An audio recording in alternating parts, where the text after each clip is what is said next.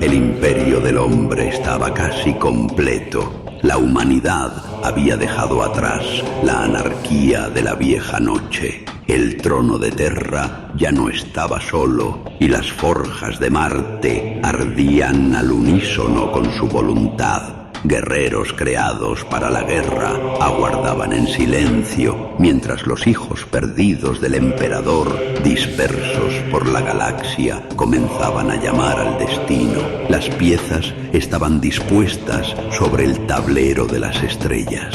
Pero antes de que la gran cruzada pudiera alzarse como un huracán de acero y fuego, existía un poder más antiguo que el propio imperio, un eco de la humanidad de la Edad Oscura, forjado no en laboratorios ni templos, sino en juramentos, linajes y hierro, los caballeros imperiales. Mundos aislados durante milenios, donde la tecnología se convirtió en herencia y la guerra en un deber sagrado transmitido de padre a hijo. Reyes que no gobernaban desde tronos de mármol, sino desde colosos de acero, capaces de arrasar ejércitos enteros. He visto a esos gigantes caminar. He presenciado el estruendo de sus pasos hacer temblar ciudades enteras. Y he sido testigo de juramentos pronunciados con la solemnidad de una sentencia eterna. Algunos se inclinaron ante el águila imperial sin dudar. Otros eligieron morir con sus estandartes al viento, convencidos de que el orgullo era una forma de libertad, porque cuando el imperio llamó a las puertas de los mundos, caballero, no ofrecía solo alianza, ofrecía un final para la independencia, para las viejas guerras sin nombre, para los reyes que creían ser eternos. Y así, mientras las flotas se reunían y el emperador preparaba a sus hijos para reclamar la galaxia, los caballeros imperiales tuvieron que decidir si su hierro serviría al imperio o sería enterrado junto a su pasado. Esta es la historia de aquellos juramentos, de los tronos de acero y del precio que se paga cuando el orgullo se enfrenta al destino.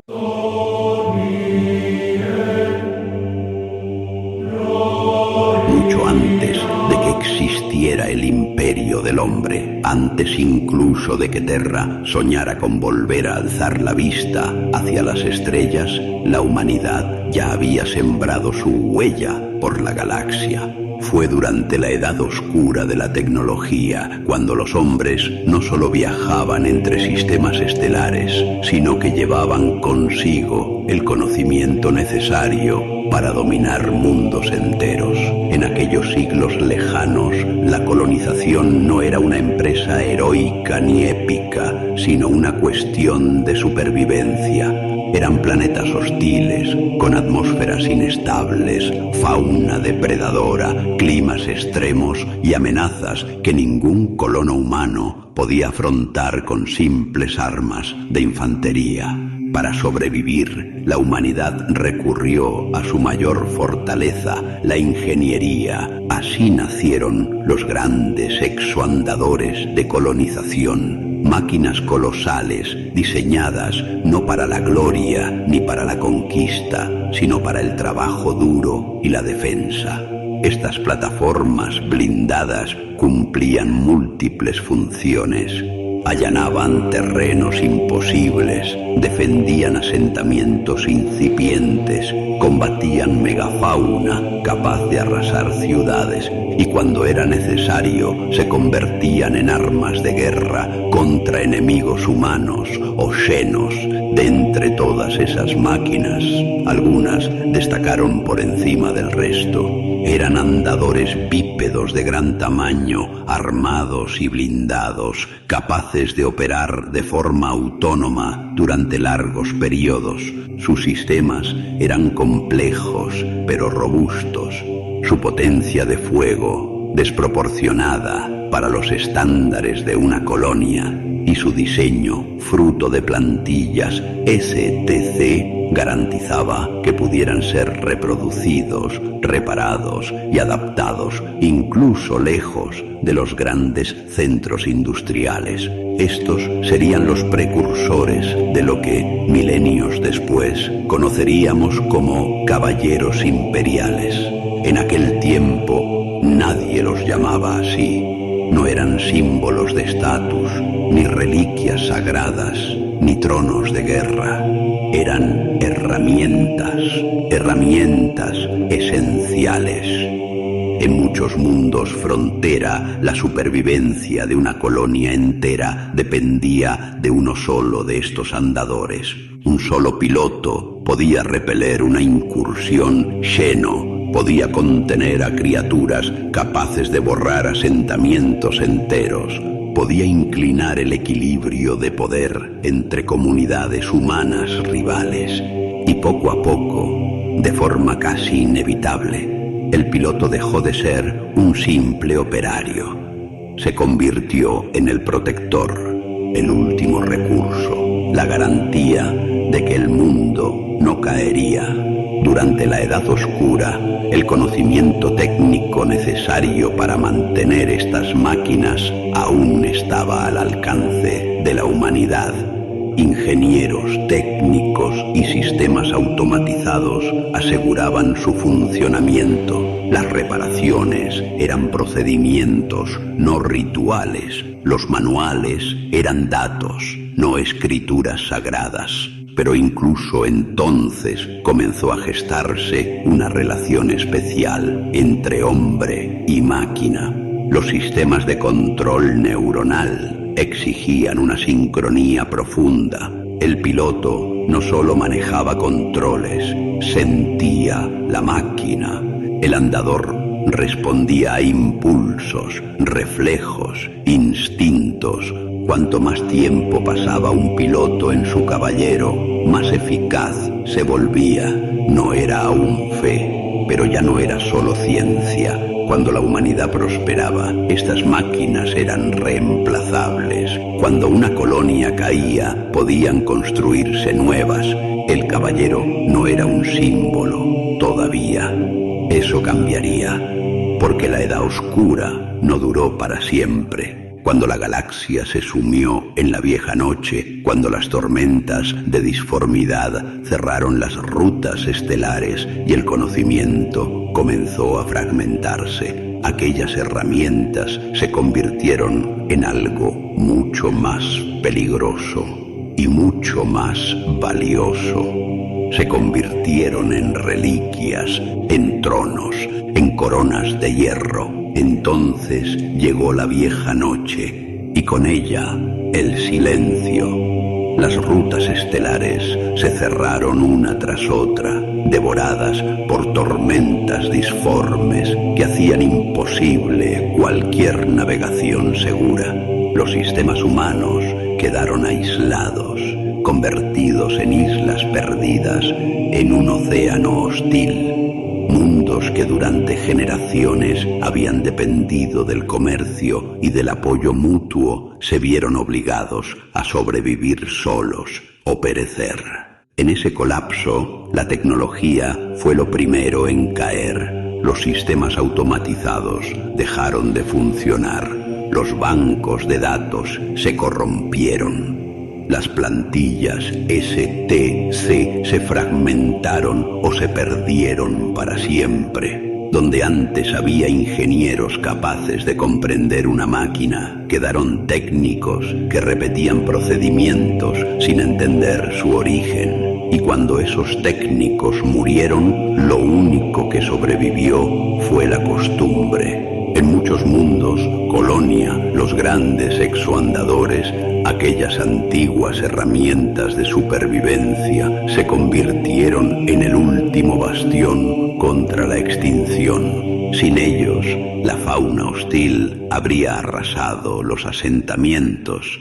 Sin ellos, las guerras entre comunidades humanas habrían borrado cualquier atisbo de civilización. Pero mantenerlos operativos se volvió cada vez más difícil. Las reparaciones dejaron de ser ciencia, se transformaron en tradición. Cada pieza sustituida se anotaba como un acto solemne. Cada arranque del reactor se acompañaba de fórmulas memorizadas. Cada fallo se interpretaba como una ofensa al espíritu máquina.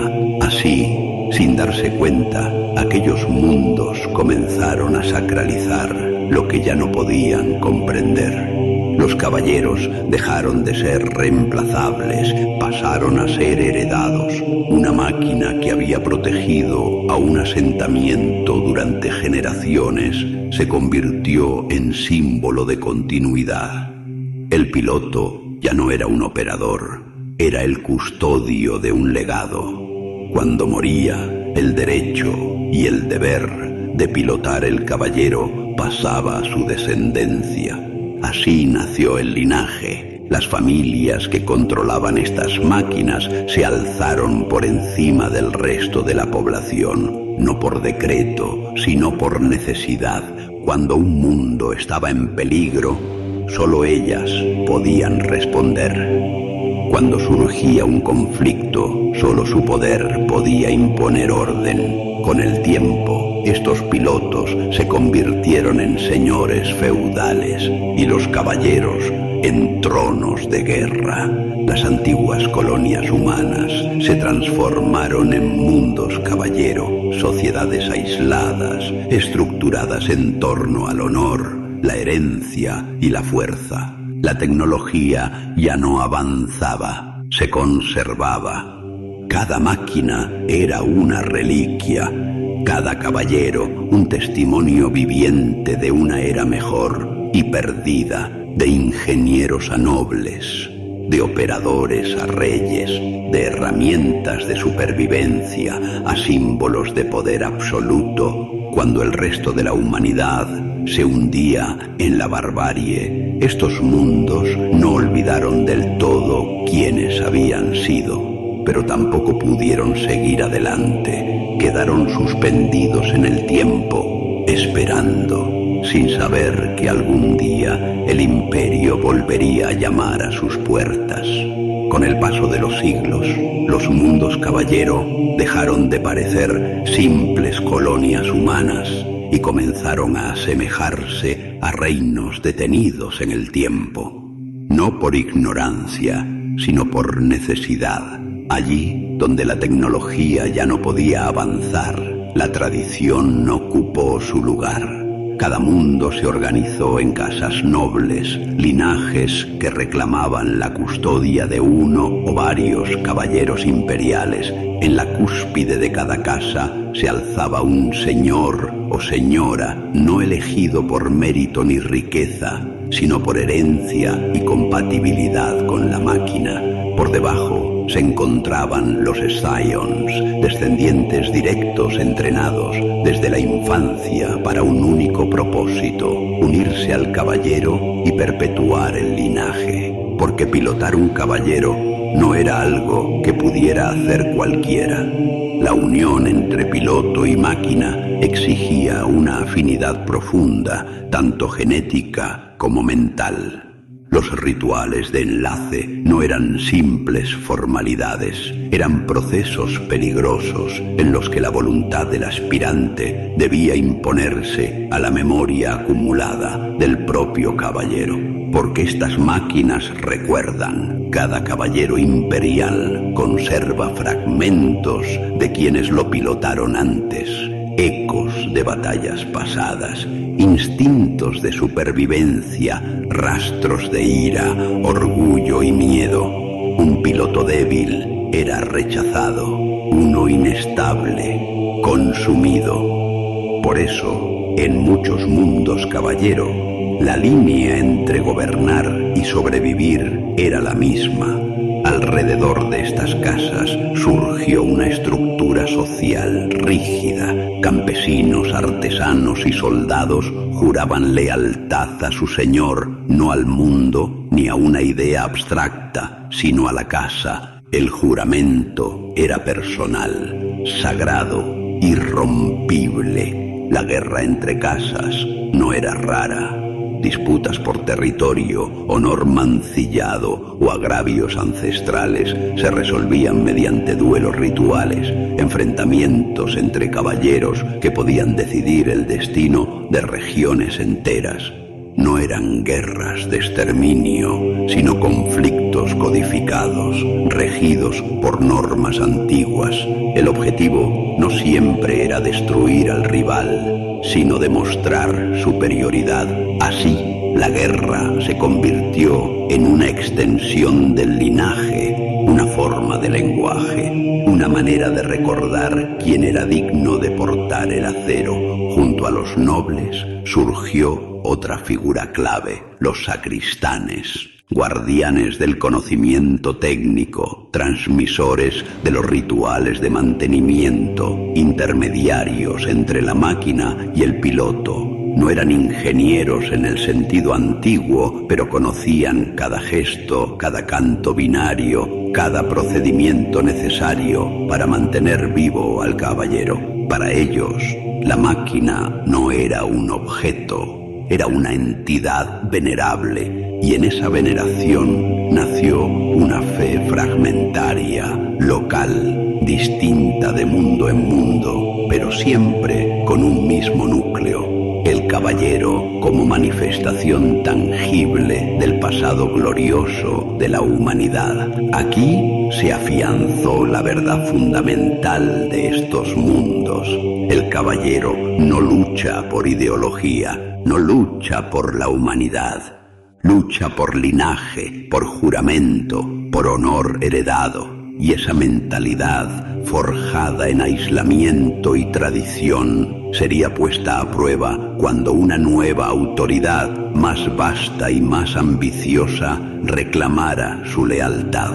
Cuando el imperio del hombre alzó finalmente la mirada más allá de Terra y Marte, no lo hizo como un explorador curioso, sino como un poder consciente de su destino. La unificación avanzaba. El pacto de Marte estaba sellado y con él la maquinaria de la conquista comenzaba a girar. Fue entonces cuando los mundos caballero reaparecieron en los mapas imperiales. Para el emperador, aquellos mundos no eran simples reliquias de la Edad Oscura. Eran arsenales vivos, bastiones de una tecnología que había sobrevivido donde todo lo demás se había perdido. Y sobre todo, sociedades enteras ya estructuradas en torno a la guerra. El contacto no siempre fue violento. En muchos casos llegó en forma de emisarios, de flotas diplomáticas escoltadas por heraldos del Mechanicum. Marte hablaba su mismo idioma, ritual, máquina, veneración del hierro. Allí, donde el lenguaje imperial resultaba ajeno, el culto Mechanicus ofrecía continuidad. A los señores de las casas se les presentaron dos caminos.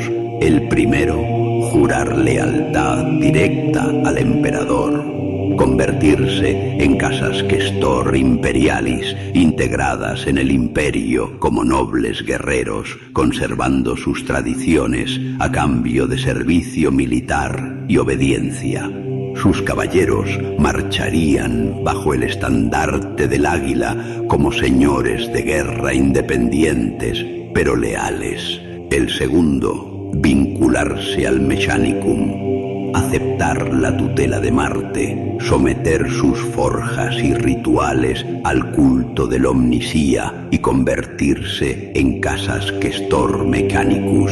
A cambio, recibirían mantenimiento, conocimiento sagrado y protección. Para muchas casas, esta opción resultó natural. El hierro reconocía al hierro, pero no todos aceptaron. Para algunos señores, el imperio no era un salvador, sino un intruso, un poder lejano que pretendía imponer leyes sobre juramentos antiguos, escritos con sangre y acero, mucho antes de que Terra volviera a alzar la cabeza.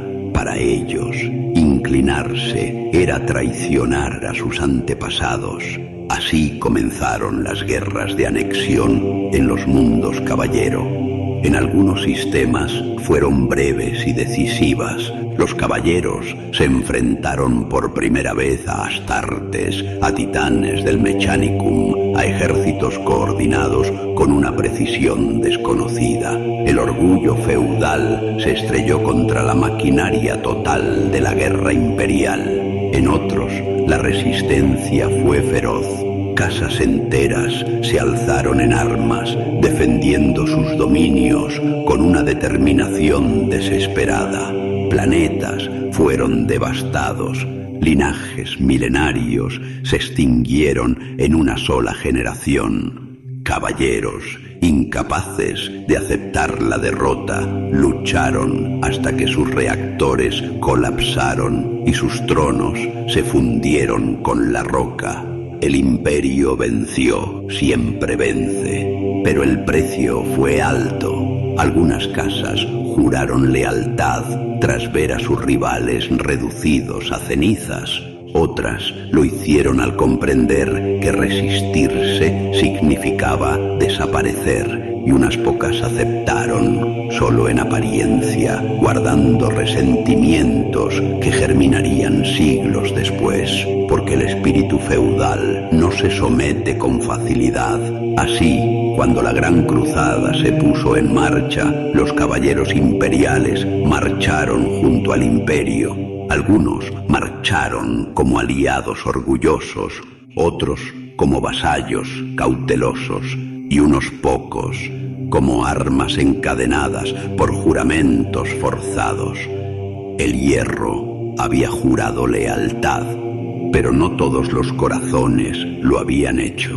Cuando la Gran Cruzada comenzó, los caballeros imperiales ya estaban allí, no como tropas comunes, no como engranajes anónimos de una máquina mayor, sino como estandartes vivientes del viejo orden humano, caminando junto a la nueva era que el emperador había decretado. Allí, donde los Astartes avanzaban como la vanguardia de la humanidad renacida, los caballeros marchaban como su memoria armada.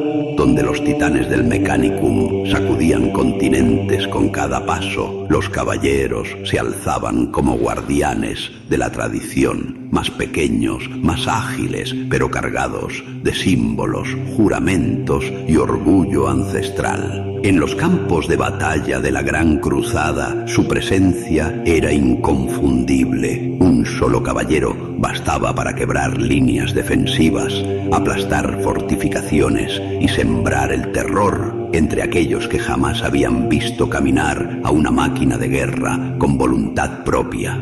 Su silueta dominaba el horizonte como un desafío, acero, honor y destrucción en perfecta armonía. Pero su valor no era solo militar. Los caballeros imperiales representaban algo que el imperio necesitaba desesperadamente: un vínculo entre el pasado y el futuro. La prueba de que la humanidad no solo había sobrevivido a la vieja noche, sino que había conservado fragmentos de su antigua grandeza. Para muchos mundos recién redescubiertos, la llegada de un caballero imperial era más elocuente que cualquier proclama. No hablaban de burocracia ni de dogmas, hablaban de autoridad, de linaje, de poder heredado, de la promesa o la amenaza de que el imperio había llegado para quedarse. Y sin embargo, bajo esa imagen de unidad persistía la fractura. Cada caballero era leal al imperio. pero antes lo era a su casa. Cada juramento al emperador se superponía a juramentos más antiguos, grabados en el trono de mando, en la memoria de la máquina y en la sangre de generaciones.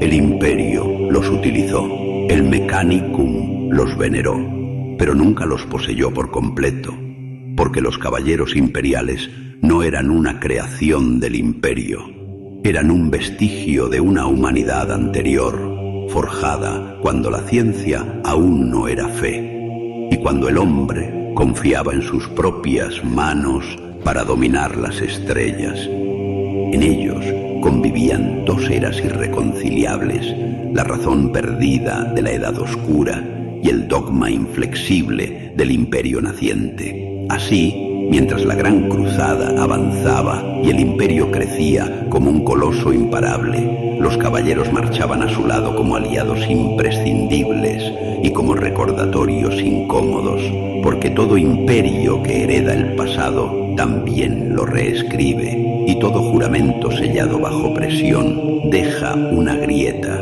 Los caballeros imperiales sobrevivieron a la vieja noche, sobrevivieron a la anexión, sobrevivieron a la forja del imperio y seguirían caminando por la galaxia durante milenios, luchando en guerras que no siempre comprenderían del todo, defendiendo un orden que a veces los necesitaba y a veces los temía. Así concluye este archivo. Los gigantes de acero ya marchan junto al imperio. La Gran Cruzada está en movimiento y en el horizonte, aún invisible, se prepara una guerra que pondrá a prueba todos los juramentos, incluso aquellos sellados con acero.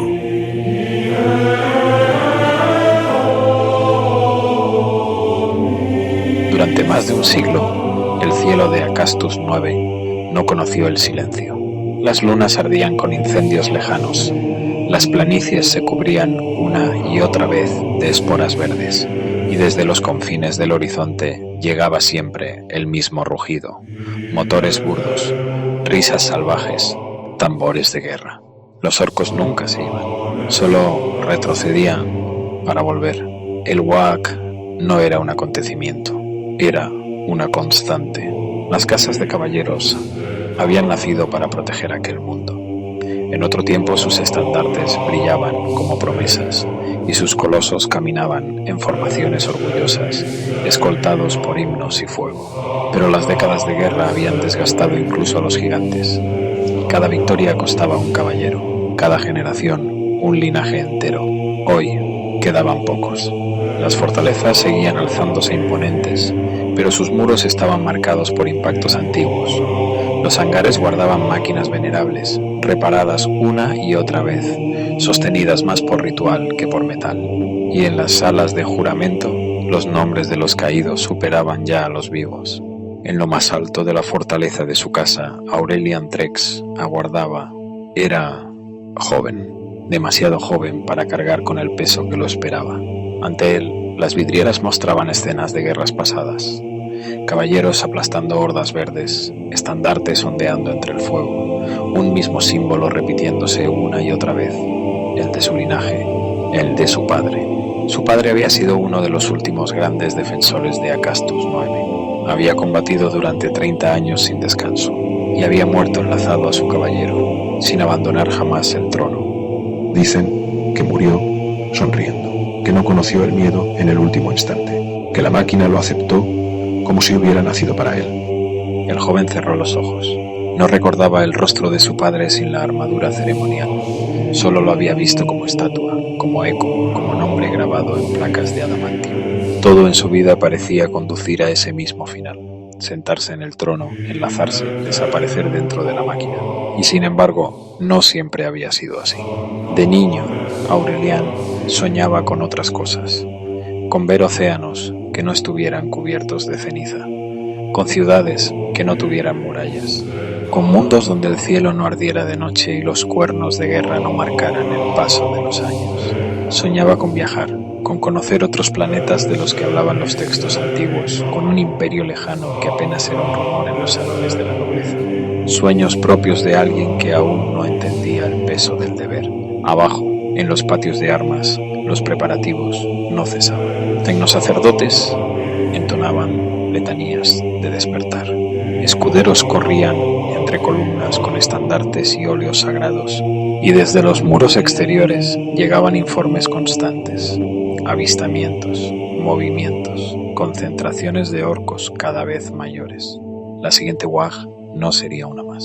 Los nobles de la casa lo sabían, los veteranos lo susurraban, los sacerdotes lo rezaban sin decirlo en voz alta.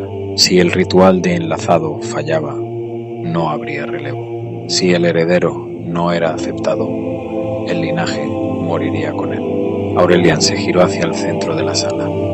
Allí reposaba el casco ceremonial de su padre, ennegrecido por antiguas batallas. Lo tocó con la yema de los dedos, casi con miedo. ¿Y si no soy suficiente? ¿Y si la máquina no me quiere? ¿Y si, al sentarme en el trono, dejo de ser yo y solo queda él? Un cuerno de guerra resonó a lo lejos, grave y prolongado. No era alarma, era anuncio. El enemigo se acercaba de nuevo. Los sirvientes se arrodillaron cuando el heredero abandonó la sala. Ninguno levantó la mirada. Para ellos ya no era un joven. Era la última esperanza de la casa. Esa noche, mientras los fuegos verdes iluminaban el horizonte y los motores orcos rugían en la distancia, Aurelian Trex comprendió algo que nadie le había enseñado. No se preparaba solo para pilotar un caballero, se preparaba para dejar atrás al hombre que era y convertirse en aquello que su mundo necesitaba. El ritual aguardaba, la guerra también.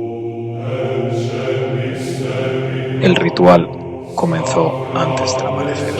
Las sirenas de la fortaleza no anunciaban peligro, sino consagración. Un sonido grave, sostenido, que descendía por las galerías como un rezo mecánico. Aurelian avanzó entre filas de servidores y tecnoacólitos, envuelto en capas ceremoniales demasiado pesadas para su cuerpo joven. Cada paso lo alejaba del muchacho que había sido y lo acercaba al trono que lo aguardaba. El hangar principal se abrió ante él como una catedral de acero. Allí reposaba el caballero, antiguo, colosal, marcado por cicatrices que ninguna restauración había borrado del todo. Sus placas estaban cubiertas de símbolos, juramentos grabados por generaciones, nombres de pilotos que habían vivido y muerto enlazados a su espíritu máquina. Entre ellos, uno destacaba por encima del resto, el de su padre. El caballero no era solo una máquina de guerra, era un archivo vivo, un sepulcro de memorias. Los tecnosacerdotes comenzaron las letanías, voces humanas y bináricas fundidas en un solo cántico. Los generadores rugieron. Los sellos de activación se iluminaron con un fulgor ambarino. Aurelian fue guiado hasta el trono de enlace, una estructura de cables, púas neuronales y símbolos sagrados que parecía más un instrumento de tortura que un asiento. Se detuvo. Durante un instante, nadie habló. Si doy un paso más, no hay vuelta atrás. Recordó la lluvia de su infancia, los relatos prohibidos sobre otros mundos, el deseo de elegir algo distinto, y luego recordó los muros de Acastus 9, las noches sin estrellas limpias, los gritos lejanos de los orcos. Se sentó. El trono se cerró sobre él. Agujas se hundieron en su columna.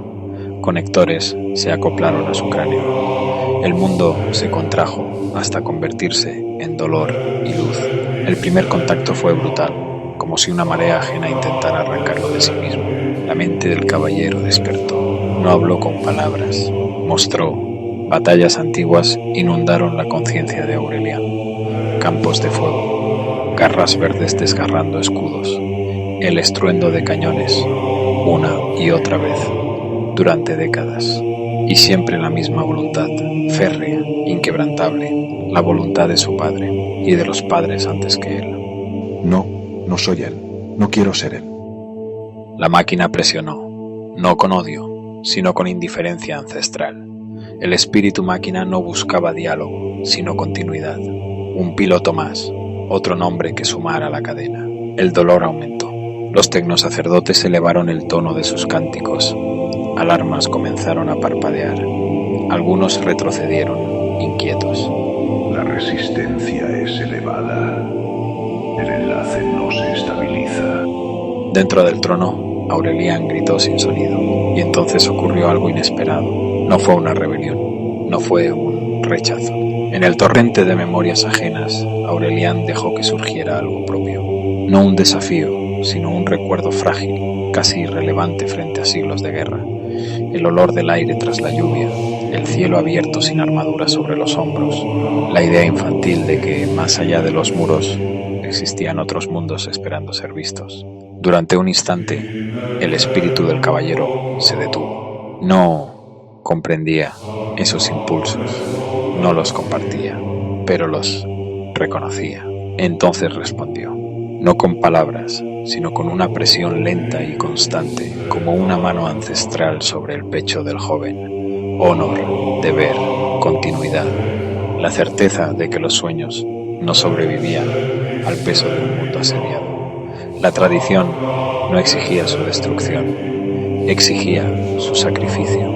Aurelian sintió cómo aquellas memorias lo envolvían. La voluntad del caballero no lo aplastaba, lo reordenaba. Sus recuerdos no desaparecían, pero eran relegados, archivados, cubiertos por capas de experiencia más antiguas, más firmes, más necesarias. El joven cedió, no porque fuera débil, sino porque entendió que su mundo no podía permitirse otra cosa. La resistencia cayó de golpe. Los indicadores se estabilizaron. Las alarmas cesaron una a una. Los tecnosacerdotes elevaron sus voces en un cántico de confirmación. El enlace es completo. Dentro del trono, algo cambió. La duda se extinguió. La inquietud se silenció. La mirada del muchacho se endureció hasta adquirir la misma firmeza que había guiado al caballero durante generaciones. Cuando Aurelian abrió los ojos, ya no buscaba las estrellas. Veía el mundo desde lo alto, como lo había hecho su padre, como lo habían hecho todos antes que él. El heredero seguía allí, pero lo que emergía del trono no era un joven lleno de preguntas, sino la encarnación de una estirpe entera. Los tecnosacerdotes lo percibieron al instante. Los temores se disiparon, la esperanza regresó. No era solo un nuevo piloto, era como si el caballero hubiera recuperado a su antiguo señor. El coloso despertó por completo. Los sistemas se alinearon, las armas respondieron con una obediencia perfecta. El mundo volvió a tener un defensor digno de su legado. Y fue entonces, en ese mismo momento de renovada certeza, cuando los vigías de los muros transmitieron el mensaje que nadie quería escuchar. El Waj había comenzado su avance final. Las murallas de Valcirion ardían desde hacía días. No era la primera vez que los orcos asediaban el mundo, ni siquiera la más numerosa. Pero algo en aquella marea era distinto. No se dispersaban, no saqueaban al azar. Avanzaban con una brutalidad organizada, una voluntad común que aplastaba cualquier línea defensiva con la paciencia de una plaga eterna. Desde las alturas, el caballero observaba el campo de guerra. Las concentraciones de orcos se extendían hasta donde alcanzaba la vista. Columnas de humo negro, gargantas rugiendo desafíos, máquinas toscas avanzando entre explosiones y metralla. Cada paso del coloso hacía temblar la tierra. Cada disparo de sus armas abría cráteres donde antes había hordas enteras. La guerra era clara. La guerra era simple. El caballero combatía como siempre lo había hecho.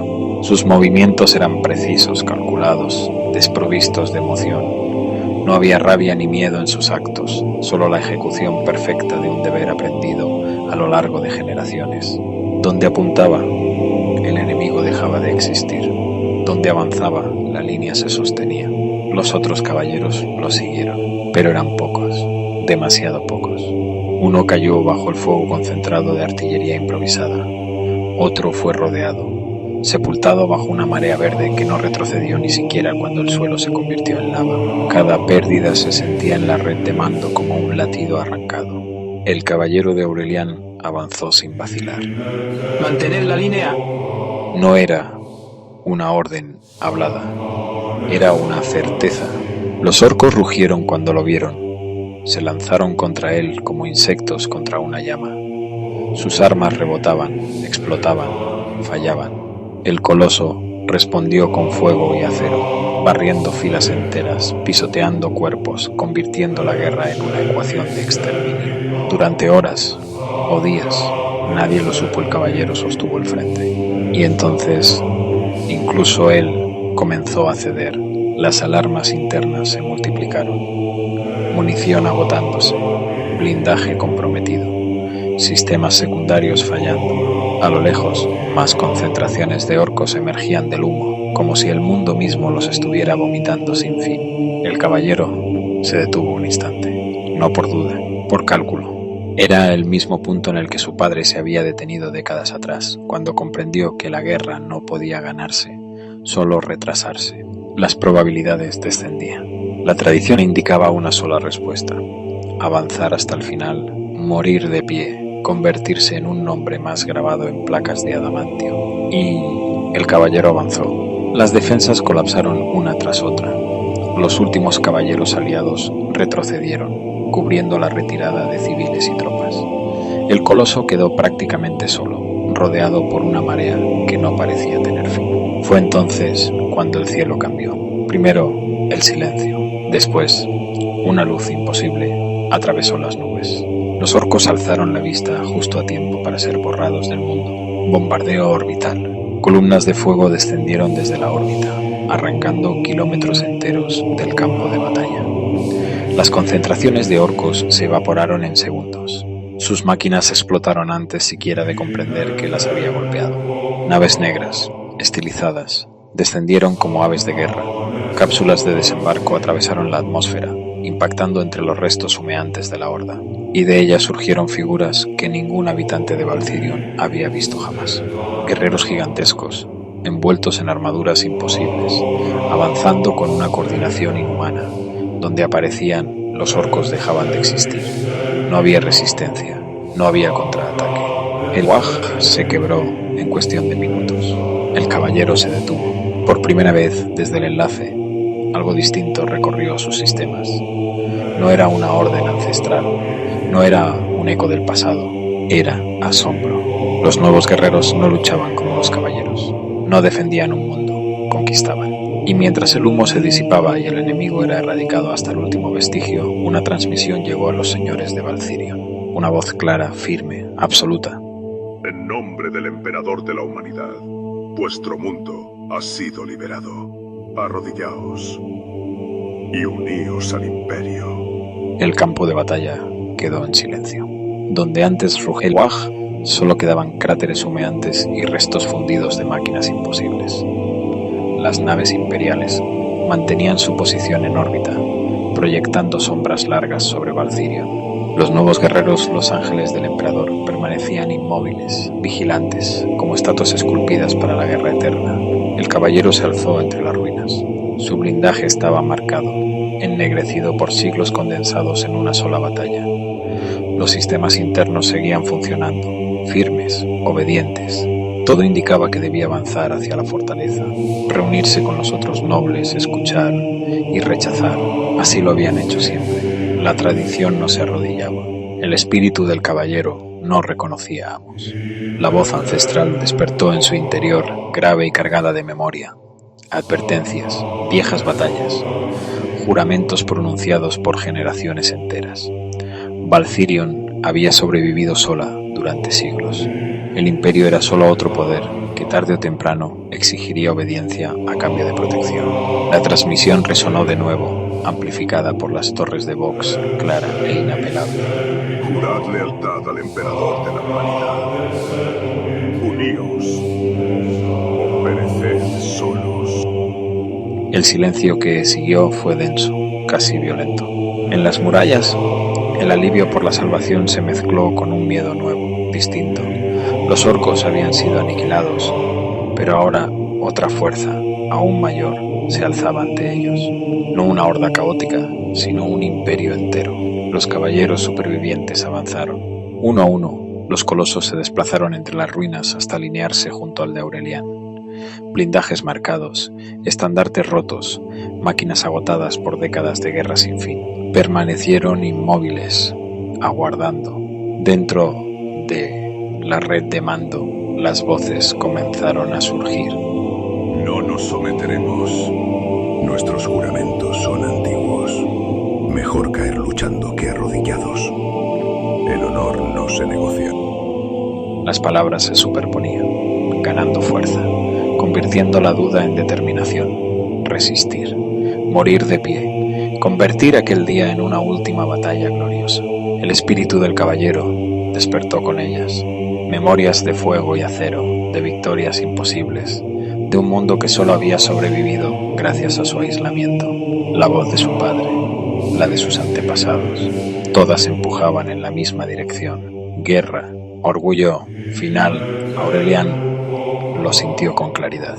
Durante un instante estuvo a punto de ceder, y entonces recordó, no la gloria, no el honor grabado en placas de adamantio, recordó el cielo abierto, el deseo de ver otros mundos, la certeza de que Valcirion no sobreviviría sola para siempre. Por primera vez desde el enlace, no fue el caballero quien impuso su voluntad, fue el piloto. La presión ancestral chocó contra algo firme, inamovible. El espíritu de la máquina vaciló, sorprendido, y en ese instante Aurelian no lo rechazó, lo guió. Dentro del trono, la máquina aceptó, no como amo, no como legado, como aliado. La voz de Aurelian se abrió paso por la red interna de los caballeros, clara, serena, indiscutible. Nos uniremos. El silencio fue absoluto. No por sumisión, sino por supervivencia. No para olvidar quiénes somos, sino para que nuestro mundo no muera solo. Hoy no elegimos arrodillarnos, elegimos un futuro. Durante un latido eterno, nadie respondió. Entonces, una voz rompió el silencio. Te seguiremos. Otra se sumó. Confiamos en ti. Estamos contigo. Las respuestas se multiplicaron una tras otra, hasta que la red entera vibró con una única certeza compartida. Aurelian activó el canal abierto. Su voz resonó sobre las ruinas, alcanzando murallas, tropas y naves en órbita. Valcirion acepta. Juramos lealtad al emperador de la humanidad, como mundo conquistado, sino como mundo que elige vivir. El caballero se movió, lento, solemne, clavó la rodilla en la tierra devastada. Uno a uno, los demás colosos lo imitaron. Así, entre cenizas y acero, nació un nuevo juramento. El caballero no dejó de ser una máquina de guerra. El imperio no dejó de ser implacable. Pero aquel día, en un mundo al borde de la extinción, la tradición cedió ante la voluntad de un solo individuo. Valcirion no fue conquistada, fue integrada, y por primera vez en siglos, su futuro no estaba escrito en epitafios, sino en las estrellas.